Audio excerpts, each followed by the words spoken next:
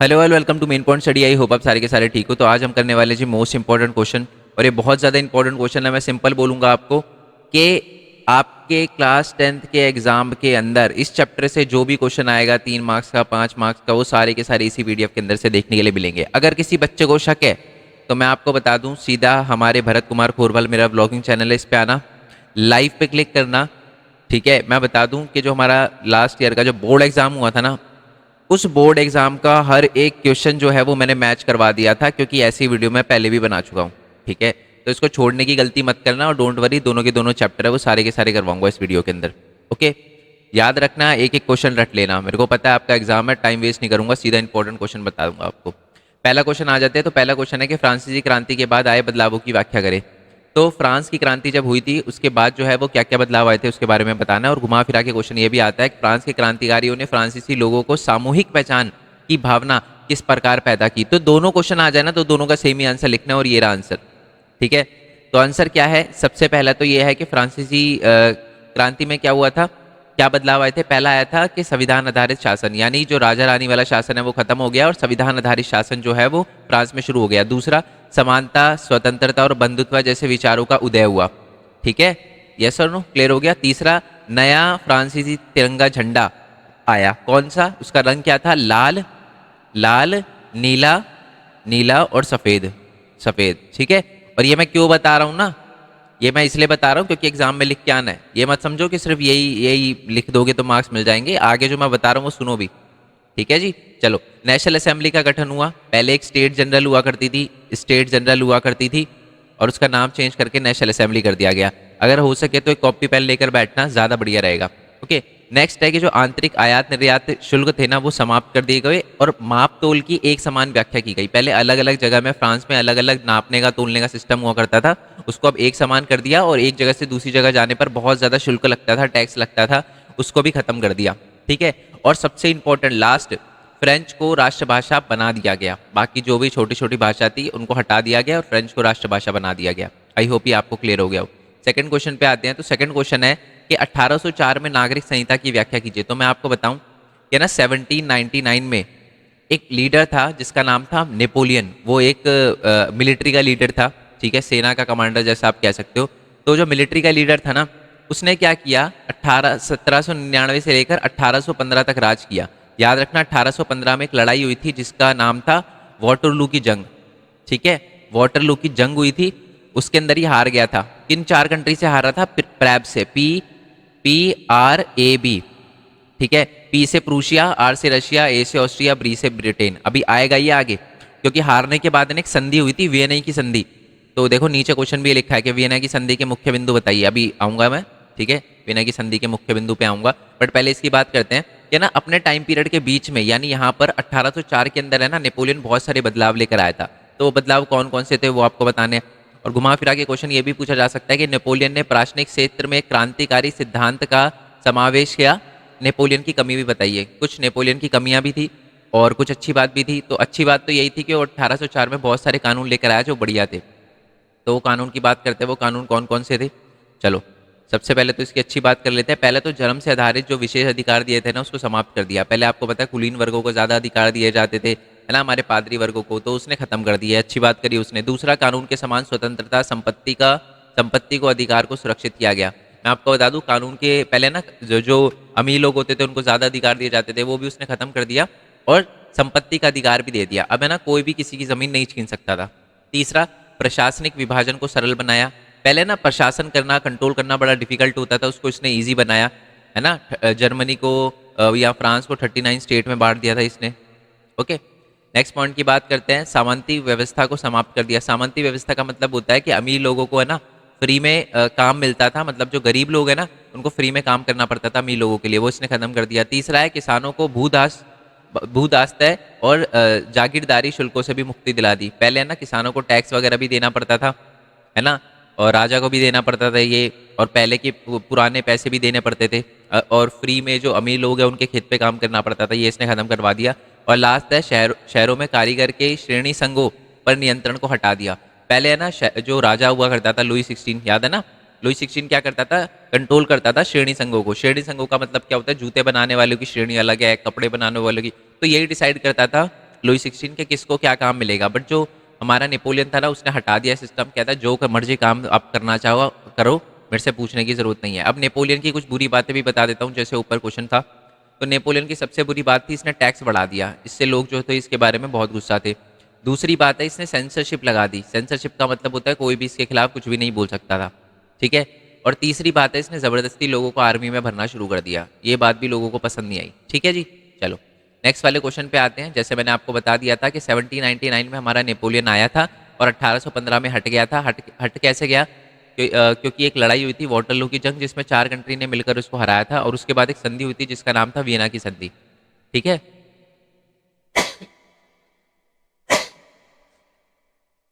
Really sorry. तो Vienna की जो संधि हुई थी ना, उसके मुख्य बिंदु बताइए, वही मैं आपको बताऊंगा अभी। तो घुमा फिरा के क्वेश्चन ये भी देखो, मैं आपको सिंपल बता रहा हूँ। आपको लग रहा होगा सर आपका दिमाग खराब है क्या, आपने दो दो बार क्यों लिख दिया सर, हमें एक बार में समझ आ गया कि हाँ ये क्वेश्चन पूछा जा सकता है। अरे बच्चे मैंने दो दो बार इसलिए लिखा है क्योंकि पता है एग्जाम में बच्चे क्या करके आते हैं। एक बार मेरे साथ हुआ था, मैं लाइव ले रहा था, मैंने एक बच्चे को क्वेश्चन लिखवाया था, मैंने कहा वियना की संधि करके जाना अच्छे से, ठीक है। उसका क्वेश्चन आया ये वाला, और यही मैं इसी वजह से लिखा है। कहता सर ये तो आपने करवाया ही नहीं था। मेरा इतना दिमाग घूम गया। कहता सर वियना की संधि के मुख्य उद्देश्य तो आपने बताए नहीं थे, ये वो है ना। और ये वाला एक ये वाला भी क्वेश्चन था, है ना, रुमानीवाद वाला। तो बच्चे इतने कंफ्यूज रहते हैं कि सर, तो इसी वजह से, क्योंकि आप देखो मोस्ट इंपॉर्टेंट क्वेश्चन करके जा रहे हो, अब चैप्टर पढ़ के नहीं जा रहे। अगर चैप्टर पढ़ के जाते तो शायद मैं आपको सिर्फ यही बताता कि ये, बट अगर आप मोस्ट इंपॉर्टेंट क्वेश्चन करके जा रहे हो तो आपका जानना बहुत ज़्यादा जरूरी है कि ये क्वेश्चन घुमा के कैसे आ सकता है, ठीक है। चलो, तो वियना की संधि घुमा फिरा के आपसे ये भी पूछी जा सकती है कि 1815 में वियना की संधि के प्रमुख मुख्य उद्देश्य बताइए, इसके प्रमुख प्रस्तावों की व्याख्या का वर्णन कीजिए। ऑल दो ये तो आपको समझ आ ही गया होगा क्योंकि इसमें वियना की संधि और वियना की संधि लिखा है, ठीक है। बट जो आगे नीचे वाला क्वेश्चन है उसमें आपका दिमाग घूमने वाला है, तो सही मतलब अच्छे से पढ़ना इस नीचे वाले को। बट पहले इस वाले पे आ जाते हैं। वियना की संधि क्या थी, तो मैं आपको बता दूं, जैसे मैंने आपको बताया था 4 कंट्री ने मिलकर हमारे नेपोलियन को हराया था, और उसके बाद एक संधि हुई थी जिसको कहते हैं वियना की संधि, ठीक है।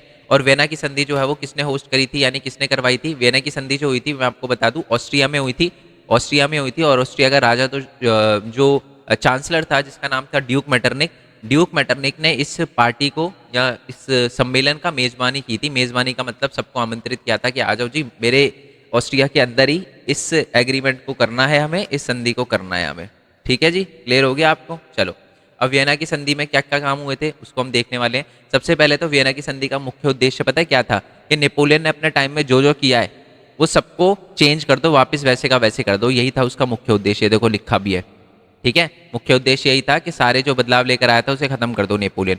अच्छा, और क्या क्या चीजें थी, क्या क्या चीजें करी गई थी? बहुत इंपॉर्टेंट क्वेश्चन है, मैं बता दूं। पहला था बर्बन डायनेस्टी, यानी बुर्बो राजवंश की सत्ता को वापस आ गई। इसका मतलब है आपको पता ही है कि हमारा जो नेपोलियन से पहले कौन सा किंग था जिसका नाम था लुई 16। तो लुई 16 कौन से खानदान से था आपको पता ही है, वो था हमारे बुर्बो राजवंश से। तो क्या किया गया कि नेपोलियन को हटाया गया और जो बुर्बो राजवंश का कोई दूसरा राजा था ना उसको गद्दी पे बिठाया गया, ठीक है। चलो नेक्स्ट है कि फ्रांस ने उन इलाकों को खो दिया जिन पर उसका कब्जा उसने नेपोलियन टाइम में किया था, यानी नेपोलियन ने जिस जिस एरिया पे कब्जा किया था ना अपने टाइम में, उन सबको उसे खोना पड़ा, उस सबको छोड़ना पड़ा। तीसरी बात है कि फ्रांस की सीमाओं पर राज्य कायम कर दिए गए ताकि भविष्य में फ्रांस अपना विस्तार ना कर पाए, यानी इस फ्रांस है उसके आसपास राज्य बना दिए और वहां पर राजा बिठा दिए। अब नेपोलियन जो है वो किसी पे भी हमला करके उनको नहीं जीत सकता था, क्योंकि अगर वो एक पे हमला करता बाकी सारे आ जाते, हाँ भाई क्या हो गया, क्यों छेड़ रहे हो, है ना हमारी बाउंड्री को। चलो नेक्स्ट है प्रशा को उसकी पश्चिमी सीमा पर एक महत्वपूर्ण नए इलाके दिए गए, यानी प्रशा, यानी आपको पता है ना प्रशा यानी प्रूशिया, PRAB, हर कंट्री को कुछ ना कुछ मिला। तो प्रूशिया यानी प्रशा को क्या मिला? अपने पश्चिमी सीमा पर कुछ हिस्से दिए गए। ऑस्ट्रिया को क्या मिला? ऑस्ट्रिया को मिला जी हमारा उत्तरी इटली। रूस को क्या मिला? रूस को मिला पोलैंड। सर ब्रिटेन को कुछ नहीं मिला क्योंकि पूरी दुनिया ही उसकी थी। ठीक है, आधे वर्ल्ड पे वो राज कर चुका है, अब क्या चाहिए उसको, समझ रहे हो। उस वो चाहता तो इनको और दे देता, समझ रहे हो, तो इसलिए ब्रिटेन को नहीं मिला। मगर नेपोलियन, अच्छा एक चीज़ है जो नेपोलियन की वैसे की वैसे रही थी, वो है 39 राज्यों का जो जर्मन महासंघ बनाया था ना नेपोलियन ने, उसको बरकरार रखा क्योंकि वो बहुत ही बढ़िया सिस्टम था। अभी अभी हम ऊपर बताया था ना 1804 में वो बदलाव लेकर आएगा था, प्रशासनिक उसने सिस्टम को थोड़ा सा ढीला किया था। Yes sir no. चलो अब आ जाते हैं नेक्स्ट क्वेश्चन पे। बहुत ही ज़्यादा इंपॉर्टेंट क्वेश्चन है, और मैं सच बताऊं, अगर ये क्वेश्चन आपके एग्जाम में आ गया ना, और आप अगर ये क्वेश्चन मतलब आपको नहीं पता होगा इस क्वेश्चन के बारे में कि क्वेश्चन किस किस तरीके से पूछा सकता है, मैं लिख कर दे सकता हूँ, चाहे कितने इंटेलिजेंट से इंटेलिजेंट बच्चा हो, वो गलती करके आ जाएगा इस क्वेश्चन में। क्वेश्चन सुनो बहुत ध्यान से। पहले मैं बता देता हूँ इस क्वेश्चन पढ़ने से पहले इसके बारे में बता देता हूँ। बात क्या हुई थी कि ना, देखो आपको पता ही है ये बात कि ना, जैसे कि ब्रिटिश इंडिया के अंदर आई या कोई भी देश पर जब कब्जा हो जाता है ना, तो उस देश के लोगों के पास कुछ होता नहीं है। जैसे जब ब्रिटिश ने हमारे पे कब्जा किया था, तो हमारे पास लोगों के पास, आम लोगों के पास हथियार वगैरह नहीं थे, कुछ भी नहीं था। ऐसे ही साउथ अफ्रीका के साथ हुआ था, तो साउथ अफ्रीका के साथ भी ऐसा ही हुआ था। हर कंट्री के साथ है ना, बेसिकली जब कोई कब्जा कर लेता है ना, तो बेसिकली वो सबसे पहले क्या करता है, वहाँ के कल्चर को खत्म करने की कोशिश करता है। ठीक है, वहाँ की लैंग्वेज को ख़त्म करने की कोशिश करता है, वहाँ की सारी चीज़ें ख़त्म करने की कोशिश करता है। तो बेसिकली होता क्या है कि बहुत सारे उस टाइम में ना, जो सिंगर वगैरह थे, है ना, बहुत सारे जो पोएट वगैरह थे, कवि वगैरह थे, वो आ गए और उन्होंने बोला कि है ना, आप ये मत देखो कि आप सामने वाली आर्मी मजबूत है, आप कमज़ोर हो, ये मत देखो। आप ये देखो कि आपका साहस कितना है, आप में देशभक्ति कितनी है। आपने एक लाइन सुनी होगी, 1.25 लाख से एक लड़ावा। ये अगर आपने मूवी देखी है तो आपको पता होगा कि देखो, 21 जो थे वो सोल्जर थे, याद है? अपने मूवी अगर देखी हो अक्षय कुमार की, है वैसे भी आपको पता होना चाहिए, हिस्ट्री हमारी। तो उसमें ना वो एक पर्सन जो है उनके मुकाबले 1.25 लाख लड़ते हैं। क्या इसका कोई सेंस बनता है? नहीं बनता ना, बट फिर भी उन्होंने किया। अच्छा जी, क्या वो जीते? नहीं, बट उन्होंने किया, ये बड़ी बात मानी जाती है। तो बेसिकली इसका क्या मतलब, हमको इसका क्या मतलब समझ आया कि आप ये मत देखो कि आपके सामने कौन है, लड़ने वाले कौन है, उनके पास हथियार है, ये है वो है। क्योंकि बहुत सारे लोग हैं ना उस टाइम जो उनको गुलाम बना लिया गया था, है ना, जब राजा के कंट्रोल में थे, तो उनको लगता था यार राजा ताकतवर है, हम तो क्या ही कर लेंगे राजा को उठाने के लिए, हम तो कुछ कर ही नहीं सकते। तो वो जो कवि वगैरह उन्होंने बताया कि देखो, आप ये मत देखो सामने वाले के पास कितनी पावर है, कितनी पावर नहीं है, आप अपनी दिल की बात सुनो। आप अगर लड़ना चाहो तो आप दुनिया टैकल कर सकते हो, दुनिया को जीत सकते हो आप। ठीक है, और ये तो सिर्फ एक राजा है। तो ये बताया गया लोगों को, और इसी चीज को कहते हैं रुमानीवाद। रुमानीवाद का क्या मतलब होता है, जब आप जो सच्चाई है उससे थोड़ा हटकर दिल की बात सुनो, देशभक्ति की भावना अपने अंदर लेकर आओ, तो उसे ही कहते हैं रुमानीवाद। मेरी बात समझ पा रहे हो ना? अब मैं आंसर पढ़ूंगा, थोड़ा और क्लियर हो जाएगा, क्योंकि ये वैसे बहुत बड़ा टॉपिक है बुक के अंदर, बट क्योंकि मैंने बहुत शॉर्ट में समझाया, इसलिए आंसर पढ़ना बहुत ज्यादा जरूरी है इसके। अब ये क्वेश्चन कैसे घुमा के पूछा जा सकता है, देखो। यूरोप में राष्ट्रवाद की भावना या अवधारणा के निर्माण में संस्कृति द्वारा निभाए गए भूमिका की चर्चा करें। तो बहुत सारे लोग क्या करते थे, राजा के मतलब अगर राजा बोलता था ये करो, अब मेरी लैंग्वेज यूज करो, क्योंकि बहुत सारे राजा है ना अलग लैंग्वेज यूज करते थे, तो जो गरीब लोग हैं उनको भी बोला जाता था कि आप वही भाषा यूज करो, बट वो नहीं करते थे, वो अपनी भाषा यूज करते थे। तो एक तरह से संस्कृति का भी बहुत बड़ा रोल है। मैं दोबारा से समझा दूं क्या ये वाले क्वेश्चन का मतलब, दोबारा से सुन लो। ये है कि लोगों में देशभक्ति जगाने के लिए क्या क्या किया गया, संस्कृति का प्रयोग कैसे गया। ये बड़ा सिंपल है। भाषा शक्ति है, जीवन है और संस्कृति का साधन है, उपयुक्त कथन में प्रश्न कीजिए। नेक्स्ट है, संस्कृति, कला, कविता, कहानी और संगीत का महत्व राष्ट्रवादी भावनाओं को आकार देने में मदद करता है। यूरोपीय राष्ट्रवाद के संबंध में इस कथन की पुष्टि करें। आपको एक मजे की बात बताऊं इस तीनों के तीनों क्वेश्चन में वो वर्ड लिखा ही नहीं है जिस टॉपिक पे क्वेश्चन पूछा गया है, बट फिर भी वो आंसर यही है। मैं आंसर दिखा देता हूँ पहले, ज़्यादा कंफ्यूज नहीं करूंगा आपको, ज़्यादा बातें नहीं करूंगा, और बहुत इंपॉर्टेंट क्वेश्चन है, मैं आपको बता देता हूँ। आ जाओ नीचे। ठीक है, रुमानीवाद एक ऐसा सांस्कृतिक आंदोलन था जो एक खास तरह की राष्ट्रीय भावना का विकास करना चाहता था। आमतौर पर रुमानी कलाकार और कवि यह तर्क वितर्क और विज्ञान के महिमा मंडल की आलोचना करते हैं। वो कहता है ये मत देखो सामने कितनी बड़ी फौज है, आप लड़ सकते हो, नहीं नहीं, आप अपनी भावनाओं पे जाओ, अंतर्दृष्टि देखो, अपनी रहस्यमय भावनाओं पे जाओ। ठीक है जी। और ऐसे ही बहुत सारे कलाकार थे, जैसे योहान गॉटफ्रीड, है ना, उन्होंने बोला था कि राष्ट्र के लिए और आम लोगों के लिए आपको लड़ना है। यस और नो, क्लियर हो गया? अब मैं ना आपको एक एग्जांपल देने वाला हूँ जिससे आपको पता चलेगा कि जो लैंग्वेज है या आपका कल्चर है या आपकी संस्कृति है, उससे आप कैसे लड़ते हो। ठीक है, अभी अभी थोड़ी देर पहले हमने देखा था कि जो वियना की संधि हुई थी उसमें रशिया को क्या मिला था, रशिया को मिला था पोलैंड, याद है ना, पोलैंड मिला था ना रशिया को। दिखाऊं क्या ऊपर? दिखाने की वैसे जरूरत है नहीं, बट फिर भी ये देख लो, रशिया को रूस को मिला था पोलैंड, ये लिखा पोलैंड मिला था। तो रशिया ने क्या कहा, पोलैंड के लोगों को कहा कि आज से पोलिश लैंग्वेज बंद, आज से चलेगी रशियन। ठीक है, तो वहाँ के लोग बड़ा गुस्सा हुए, तो अब लड़ तो सकते नहीं थे वो, तो उन्होंने क्या किया, अपना लैंग्वेज का यूज करके लड़ने की कोशिश करी। लैंग्वेज का यूज करके कैसे? स्कूल कॉलेज में हर जगह पर है ना पोलिश बैन कर दी थी, बट फिर भी वो पोलिश लैंग्वेज का यूज़ करते थे। ब्रिटिश जो हमारे रशियन ऑफिसर थे ना, उनके सामने यूज़ करते थे, है ना। और बहुत सारे सिंगिंग वगैरह करी गई पोलिश लैंग्वेज में, और भी बहुत सारी चीज़ें करी गई, ताकि बेसिकली लोगों में राष्ट्र की भावना जगाई जा सके, ठीक है। और इसके चक्कर में बहुत सारे लोगों को सर्बिया में जेल में भी डाल दिया गया है, क्योंकि वो जानबूझ के रशियन के सामने आके बोलते थे, है ना, पोलिश लैंग्वेज। सर्बिया के अंदर बिशप का मतलब होता है जो पादरी होते हैं ना, जो बड़े बड़े पंडित होते हैं पोलैंड के, उन्होंने भी लैंग्वेज का यूज़ किया था, पोलिश लैंग्वेज का, तो उनको सर्बिया के अंदर जेल में डाल दिया गया। आई होप ये टॉपिक आपको क्लियर हो गया हो। अगर नहीं समझ आया तो एक बार प्लीज़ रिक्वेस्ट है पीछे से दोबारा देखना। क्वेश्चन सिंपल है कि जो कल्चर है, भाषा है, संस्कृति है, उनका कैसे उपयोग किया जाता था लोगों को साथ में लाने के लिए, लोगों में देशभक्ति जगाने के लिए, ठीक है। चलो नेक्स्ट वाले क्वेश्चन पे आ जाते हैं। नेक्स्ट वाला क्वेश्चन है कि 1830 के दशक में जो बहुत ज़्यादा कठिनाई आई थी हमारे यूरोप के अंदर, वो सारी की सारी बतानी है। तो बड़ा सिंपल क्वेश्चन है। तो क्या क्या आया था? पहला, पूरे यूरोप में जनसंख्या की वृद्धि हो गई थी, ये भी एक प्रॉब्लम है, ज़्यादा जनसंख्या भी एक प्रॉब्लम है। दूसरा, रोजगार जो था वो कम थे, नौकरी जो थे, जो लोग नौकरी चाहते थे वो ज़्यादा थे। लोग रहने के लिए ग्रामीण क्षेत्रों से शहरों की तरफ आ रहे थे, और जिससे क्या हो रहा था, बस्तियाँ वगैरह जो है वो बन रही थी। नेक्स्ट है कि छोटे छोटे उत्पादक जो है वो इंग्लैंड के आयत मशीन उत्पादक के बीच कड़ी प्रतिस्पर्धा थी। जो छोटे उत्पादक थे वो हाथ से चीज़ें बनाते थे, ब्रिटेन से महंगी महंगी चीज़ें आती थी, तो इन दोनों के बीच में कंपटीशन था, इससे कहीं ना कहीं छोटे उत्पादकों को नुकसान हो रहा था, ये भी एक समस्या थी। नेक्स्ट है, सामांती बकाया और दायित्व के बोझ के कारण किसानों की स्थिति भी खराब थी।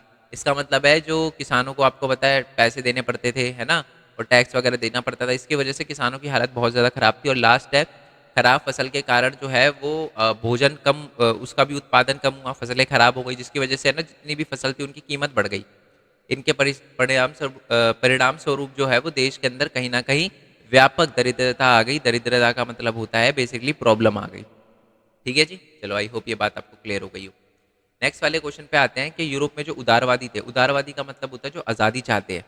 किस तरह की आज़ादी चाहते हैं? 3 तरह की आज़ादी चाहते हैं, राजनीतिक आज़ादी, सामाजिक आज़ादी और आर्थिक आज़ादी, और वही आपको बतानी है।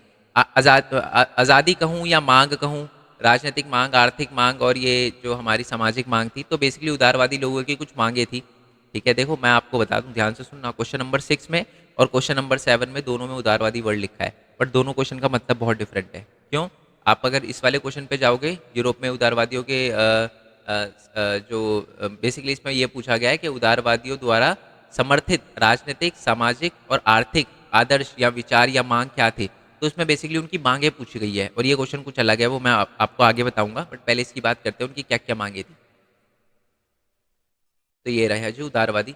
तो उदारवादी लोग, सबसे पहले क्या होता है, उदारवादी जो है उसको इंग्लिश में ना वो कहते हैं लिबरलिज्म। तो लिबर, लिबर का मतलब होता है आज़ादी, तो इसीलिए लिबरलिज्म। तो बेसिकली जो उदारवादी लोग थे वह लोग थे, मध्यम वर्ग के शिक्षित लोग थे, जो कहते थे कि हमें आज़ादी होनी चाहिए, ठीक है। किस तरह की आज़ादी होनी चाहिए? 3 तरह की आज़ादी होनी चाहिए। पहला, व्यक्तिगत आज़ादी। पहले हम राजनीतिक विचार की बात कर लेते हैं। राजनीतिक उनका विचार क्या था, राजनीतिक मांग क्या थी, कि व्यक्तिगत आज़ादी होनी चाहिए, कानून के समक्ष सबकी बराबरी होनी चाहिए, संविधान होना चाहिए, संविधान होना चाहिए, और प्रतिनिधित्व संसद होनी चाहिए। इसका मतलब समझ रहे हो? वो राजा से बड़ा किलोल खाते थे, मतलब राजा को पसंद नहीं करते थे ये लोग, हमारे उदारवादी लोग। लास्ट है कि राष्ट्र राज्य लिखित संविधान राष्ट्र राज्य होना चाहिए और लिखित संविधान के साथ होना चाहिए, यानी लिखित संविधान होना चाहिए। उनकी सामाजिक मांगे पैड़े पड़ते हैं। बंधुता, जो बंधुआ मजदूरी है उसको खत्म कर दिया जाए, ये चाहते थे वो, और जन्म से जो विशेष अधिकार दिए गए हैं उसे भी खत्म कर दिया जाए, ये चाहते थे वो समाज में, ये उनकी सामाजिक विचार थे। आर्थिक विचार की बात करें तो वो कहते हैं बाजार की स्वतंत्रता होनी चाहिए, यानी राजा ना बताए कि जी किसका व्यापार करो किसका ना करो, कोई भी बंदा किसी का भी व्यापार कर पाए, इसी को कहते हैं बाजार की स्वतंत्रता। नेक्स्ट है कि राज्यों में माल और पूंजी पर लगे प्रतिबंध को हटा दिया जाए। पहले एक जगह से दूसरी जगह क्या होता था, प्रतिबंध लगाए जाते थे कि ये चीज़ आप इस जगह में ले जा सकते हो, ये नहीं ले जा सकते, तो वो भी खत्म कर दिया जाए। और लास्ट है जो निजी संपत्ति है ना, उसको अनिवार्यता बल दिया जाए। अनिवार्यता बल यानी राजा पहले किसी की भी जमीन छीन लेता था, तो ये खत्म कर दिया जाए। तो ये जो है उदारवादियों के राजनीतिक, आर्थिक और सामाजिक विचार थे। यस और नो क्लियर हो गया? चलो जी नेक्स्ट वाले क्वेश्चन पे आते हैं।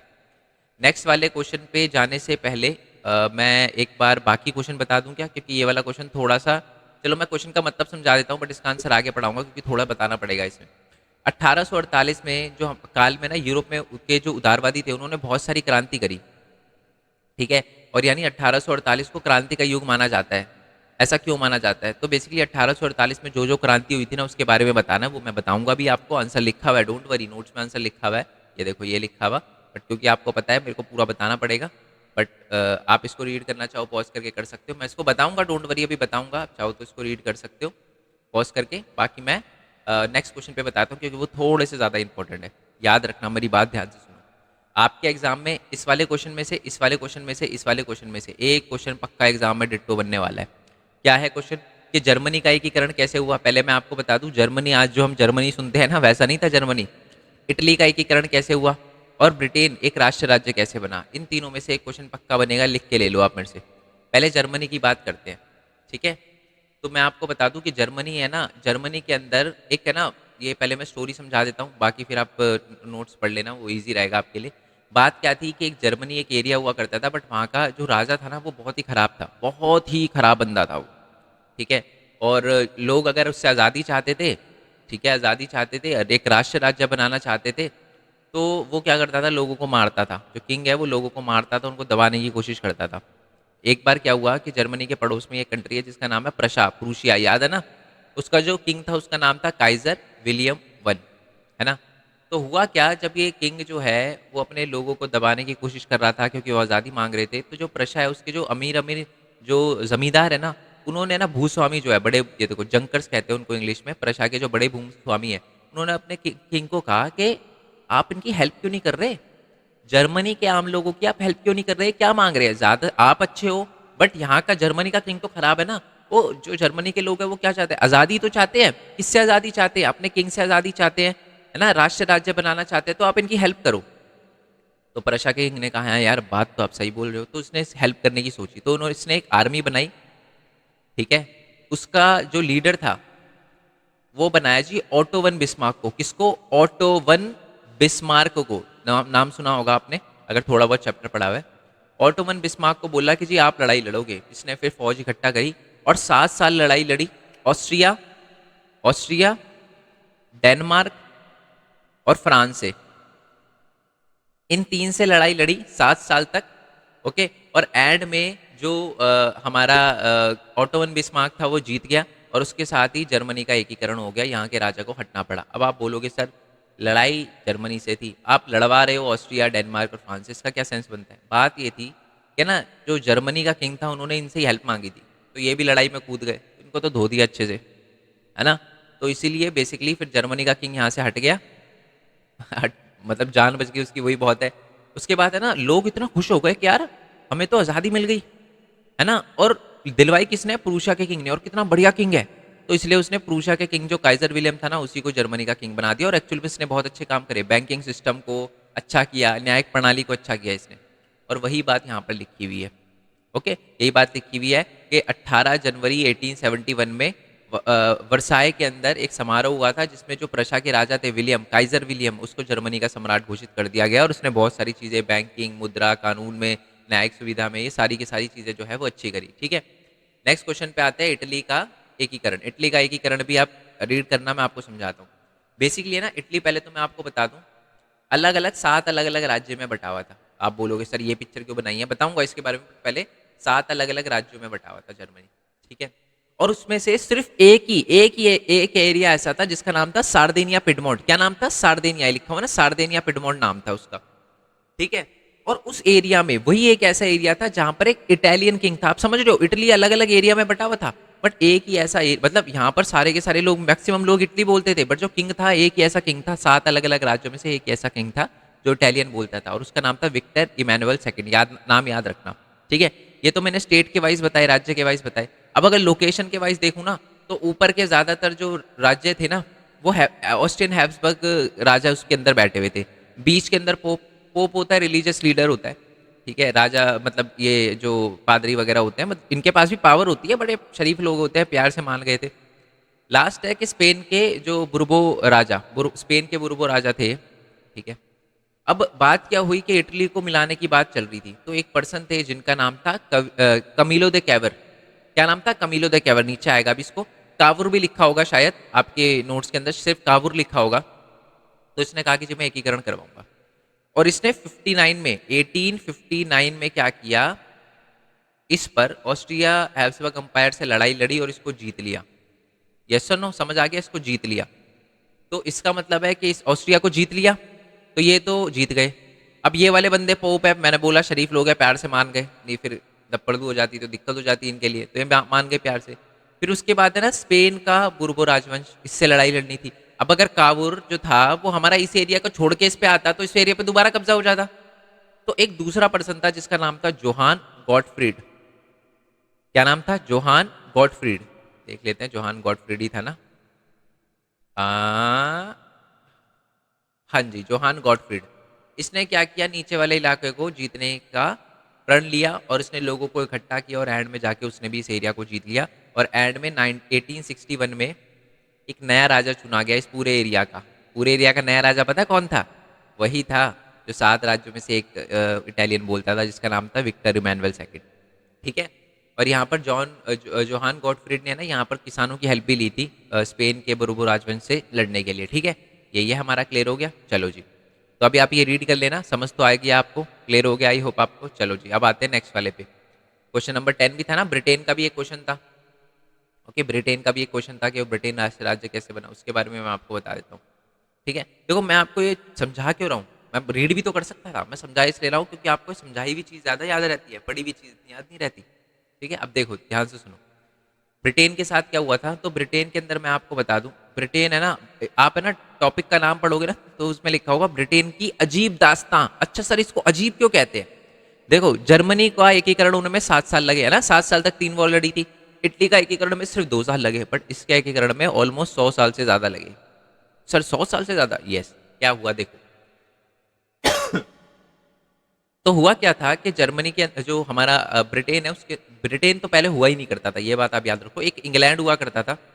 एक्चुअली मैं आपको बताऊं, ब्रिटेन है ना 3 एरिया से मिलकर बना हुआ है, England plus Scotland plus Ireland. अभी इसके बारे में बताऊंगा, बट पहले सुनो, एक इंग्लैंड हुआ करता था। और इंग्लैंड का, आज भी है वैसे तो इंग्लैंड, और इंग्लैंड का जो किंग हुआ करता था ना, उसकी पावर वहाँ के ये 1688 की बात है, 1688 में जो इंग्लैंड का जो किंग हुआ करता था उसकी पावर जो है ना इंग्लिश पार्लियामेंट ने छीन ली। यानी जो लोग इंग्लिश बोलते थे, पार्लियामेंटेरियन थे, अमीर थे, उन्होंने किंग को बोला आप हट जाओ, आज से हम है ना पार्लियामेंट से ही यानी संसद से ही सारे के सारे कानून बनाएंगे, आप हट जाओ। ओके, तो ये बंदा हट गया, इसने कहा ठीक है जी हट जाता हूँ। उसके बाद क्या हुआ, तो यानी ये पहला स्टेप था। कब स्टार्ट हुई है एकीकरण की? वो 1688 में। अब उसने क्या किया फिर बाद में, कुछ टाइम बाद, पड़ोस में कंट्री थी जिसका नाम था स्कॉटलैंड। क्या नाम था? स्कॉटलैंड। वैसे मैं बता दूं, इंग्लिश जो पार्लियामेंट के लोग थे ना अपनी लैंग्वेज को लेके बहुत कट्टर कट्टर थे। इसका मतलब है वो बोलते थे हमारी लैंग्वेज ही सबसे सुपीरियर है। बट उसके पड़ोस में कंट्री थी स्कॉटलैंड। स्कॉटलैंड का भी अपना कल्चर था, अपनी भाषा थी, अपना अपनी संस्कृति थी। तो जो इंग्लैंड है उसने स्कॉटलैंड को बोला, इंग्लैंड में अब तो पार्लियामेंट के पास पावर आ गई थी, उसने स्कॉटलैंड को बोला आप हमारे साथ मिल जाओ, हम आपके कल्चर की रिस्पेक्ट करेंगे, लैंग्वेज की रिस्पेक्ट करेंगे, सबकी रिस्पेक्ट करेंगे, दोनों मिलकर भाई भाई की तरह साथ में रहेंगे, आप आ जाओ हमारे साथ। अब स्कॉटलैंड पिघल गया, क्या रे तो भाई भाई की बात कर रहा है, तो भाईचारे की बात कर रहा है तो ये निकल लिया, कह रहा है चलो ठीक है मैं अभी आ रहा हूँ। तो 1707 के अंदर एक संधि हुई थी जिसका नाम था एक्ट ऑफ यूनियन। मैं इसका हिंदी में देख लेता हूँ, एक्ट ऑफ यूनियन को क्या कहते हैं, ये रहा एक्ट ऑफ यूनियन ही है। एक्ट ऑफ यूनियन 1707 के अंदर साइन हुई, जिसमें स्कॉटलैंड इंग्लैंड के साथ मिल गया। और तभी हमारे United kingdom of great Britain की शुरुआत हुई। अगर आपसे पूछा जाए कि ग्रेट ब्रिटेन कब बना, 1707 में, जब इंग्लैंड और स्कॉटलैंड मिल गया। ठीक है सर, 100 साल तो फिर भी नहीं हुए सर, 1688 से लेकर 1707, 100 साल थोड़ा ना हुए हैं। बिल्कुल, बट एक कंट्री भी रह रही है हमारी आयरलैंड। तो आयरलैंड में 1801 के अंदर लड़ाई चल रही थी, बेसिकली 1798 के अंदर लड़ाई चल रही थी आयरलैंड के अंदर, दो ग्रुप में, प्रोटेस्टेंट और कैथलिक। और इसी का फायदा उठाया हमारे United kingdom of great Britain ने और आयरलैंड पे भी कब्जा कर लिया। तो अब देखो 1688 से लेकर 1801 है ना, 100 साल से ज़्यादा। तो ये थी अजीब दास्तान ब्रिटेन की। ठीक है, चलो जी अब आ जाते हैं जी नेक्स्ट वाले क्वेश्चन पे कि यूरोप में राष्ट्रवाद के उदय के कारण बताइए और महिलाओं का योगदान बताइए। ठीक है, चलो जी सबसे पहले तो हम महिलाओं के योगदान की चर्चा करते हैं। कोई क्वेश्चन छूट तो नहीं गया हमारा? अ, चलो नहीं छूटा, एक वो ऊपर वाला छूटा है, डोंट वरी, वो भी मैं बताऊंगा। सबसे पहले तो कि लोगों में राष्ट्रवाद की भावना क्यों जागी, एक राष्ट्रवाद क्यों जागा? राष्ट्र राज्यों के उदय के लिए, मतलब वो सारे चाहते थे कि उनका खुद का राज्य बने, तो इसी वजह से लोगों में राष्ट्र राज्य की भावना जागी। लोकतंत्र सिद्धांतों को बढ़ावा मिला, तो इसकी वजह से उन्होंने कहा यार हमें अपने अधिकार चाहिए। अधिकार राजा तो देगा नहीं, तो इसके लिए फिर राष्ट्रवाद की भावना जागी कि अलग अपना राष्ट्र बनाएंगे। सामाजिक, राजनीतिक, आर्थिक समानता पर भी बल मिला, और जब लोग आज़ादी मांगने पे आए, इक्वालिटी मांगने पे आए, राजनीतिक अधिकार मांगने पे आए, तो उन्होंने बोला जी राजा तो देगा नहीं, इसलिए उन्होंने थोड़ा राष्ट्रवाद की भावना जागी, अलग देश बनाने की डिमांड करी। ठीक है, और अन्य राष्ट्रों में मानवीय अधिकारों की मांग, और फिर अलग अलग देशों में अधिकारों की मांग भी चल रही थी। इसकी वजह से भी कहीं ना कहीं लोगों में राष्ट्रवाद जागा, जी अलग करेंगे देश अपना।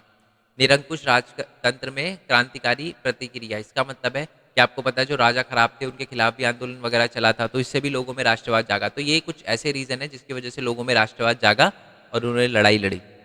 ठीक है, चलो अब हम आते हैं, और महिलाओं का योगदान भी पूछा गया, महिलाओं के योगदान के बारे में भी बात करेंगे। मैं आपको बता दूं, ये रहे महिलाओं का योगदान। सब किया महिलाओं ने, क्या? राजनीतिक संगठनों का निर्माण किया, समाचार पत्रों का प्रकाशन किया, मताधिकार के लिए उन्होंने संघर्ष भी करा, राजनीतिक बैठकों में प्रदर्शन में हिस्सा भी लिया, बट उनको फायदा कुछ नहीं हुआ, कुछ भी नहीं हुआ। कहते जी वो नहीं देंगे आपको, पावर नहीं देंगे, जो मर्जी कर लो आप। ठीक है, चलो नेक्स्ट वाले क्वेश्चन पे आते हैं। बल्कान समस्या की व्याख्या कीजिए। बल्कान के बारे में भी मैं आपको एक्सप्लेन करूंगा। ये रहा बल्कान का क्वेश्चन, आप इसको एक बार रीड करना। ठीक है, अब ये है क्या मैं आपको बताता हूँ। आज आप जो देश देखते हो ना, पहले पता है क्या होता था? एक बड़ा सा एरिया होता था जिसको बोलते थे बल्कान या बाल्कन, जो भी आप बोलना चाहो, इसमें बाल्कन लिखा हुआ, बल्कान से भी बोलते थे, बाल्कन भी बोलते थे। उसके अंदर कौन कौन सी अलग अलग, आज अलग अलग कंट्री है जो है वो आती थी। कौन कौन सी? रोमानिया, बुल्गारिया, अल्बेनिया, ग्रीस, मकदूनिया, मैकेडोनिया बोलते हैं वैसे इसे, क्रोएशिया, स्लोवेनिया, सर्बिया, ये सारी की सारी कंट्री शामिल थी। अब धीरे धीरे ये जो लोग हैं ना, इनमें क्या हुआ कि देशभक्ति की भावना जागने लगी, राष्ट्रवाद की भावना जागने लगी। वैसे बल्कान जो है वो ऑटोमन एम्पायर के अंडर था, ऑटोमन एम्पायर के अंडर था, मुस्लिम एम्पायर था। तो इसको लेकर है ना यहाँ के लोगों में थोड़ा आक्रोश था। उन्होंने कहा यार ये हम पे रूल क्यों कर रहे हैं, और वो थोड़ा वो भी करते थे, है ना, गलत भी करते थे लोगों के साथ। तो उसने बोला, तो लोगों में धीरे धीरे राष्ट्रवाद की भावना जागने लगी। उन्होंने कहा यार अब अपना अपना अलग अलग देश मांगेंगे। तो ये सारे के सारे जितने भी देश थे ना बाल्कन के अंदर, उन सबों ने, बल्कान के अंदर, उन सबों में देशभक्ति की भावना जागी। उन्होंने अपने अलग राष्ट्र बनाने का फैसला किया, लड़ाई लड़ी, और एंड में जाके उन्होंने अपने अलग अलग देश भी ले लिए। बट ये जो लड़ाई हो रही थी ना, वो इतनी बड़ी लड़ाई थी, और माना जाता है कि फर्स्ट वर्ल्ड वॉर जो है ना, वो इसी लड़ाई के बाद शुरू हुआ था। और कब हुआ था फर्स्ट वर्ल्ड? 1914 में। और यही बात लिखी हुई, एक बार रीड कर लेना इसको।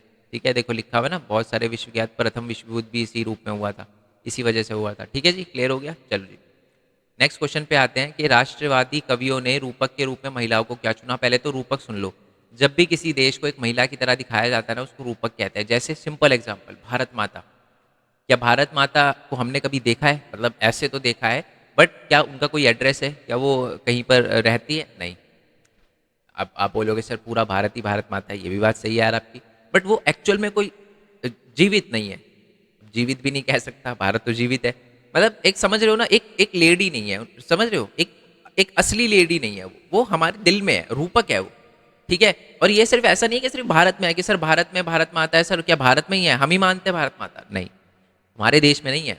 एक्चुअली बहुत सारे अलग अलग देश में रूपक हैं।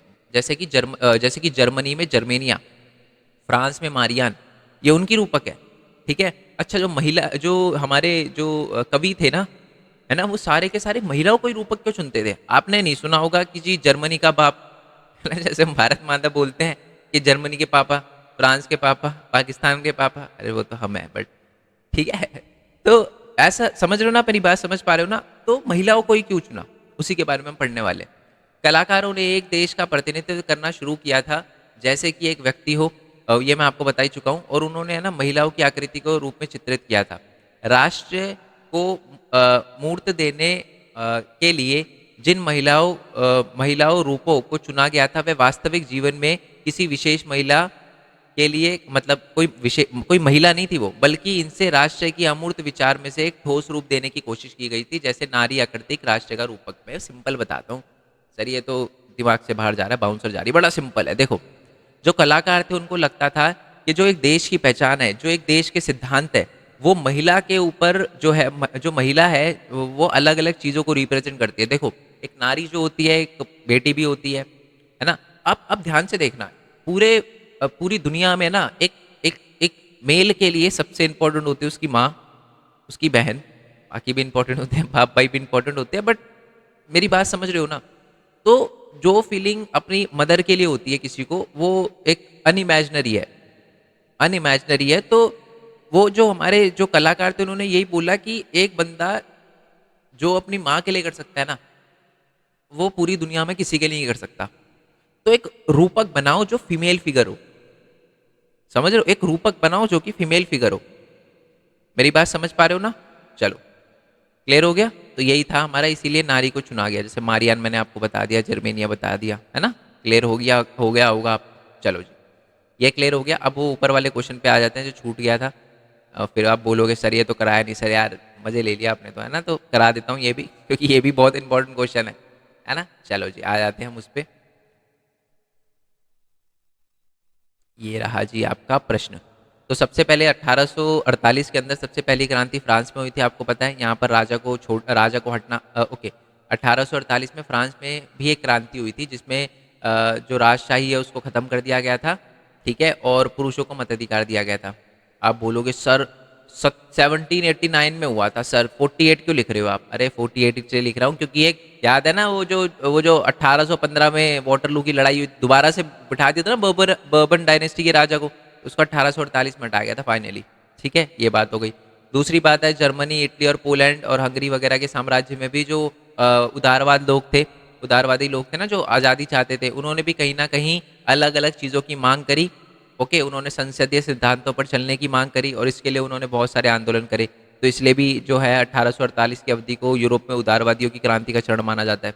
ओके ओके, नेक्स्ट वाले पॉइंट पे आते हैं कि जर्मन क्षेत्र के जो जर्मन क्षेत्रों में वर्ग के पेशावर, व्यवसायी और समृद्ध जो कारीगर थे, उन्होंने फ्रैंकफर्ट शहर में इकट्ठे हुए सारे के सारे, और डिसाइड किया कि हम वोट वगैरह देंगे। उन्होंने एक जर्मन राष्ट्र के लिए संविधान और मसूदा तैयार करने के लिए फ्रेडरिक वेलम को ताज की पेश की, जिसने उसे स्वीकार करने से इनकार कर दिया। मतलब है ना, बेसिकली जर्मनी के अंदर जो उदारवादी लोग थे उन्होंने कहा जी हम राजा वाजा को हटाएंगे और फ्रेडरिक विलियम को एक ऐसा लीडर बनाएंगे जो राजा जैसा ना हो, बट इसने मना कर दिया कि जी ये नहीं हो सकता, है ना? तो मतलब ये उदारवादी लोगों ने बेसिकली संविधान बनाने की भी मांग करी थी।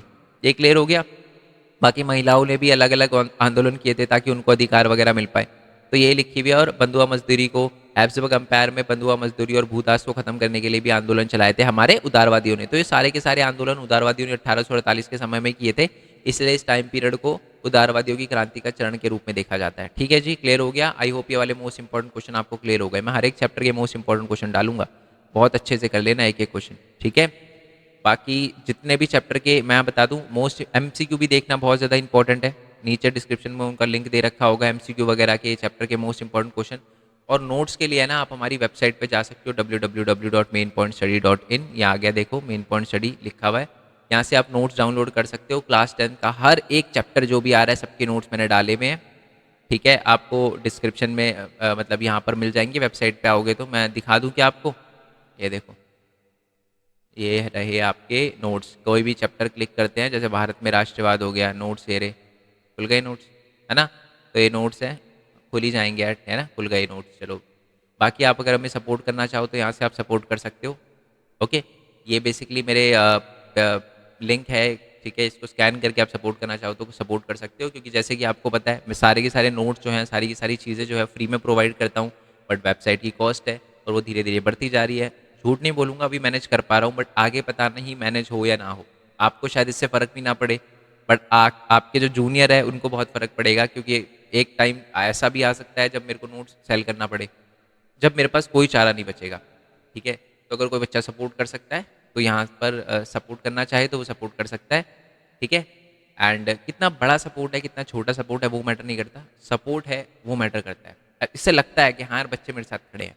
ठीक है जी, चलो, बाकी डिफरेंट डिफरेंट चैप्टर के मोस्ट इंपॉर्टेंट क्वेश्चन नीचे डिस्क्रिप्शन में आपको मिल जाएंगे।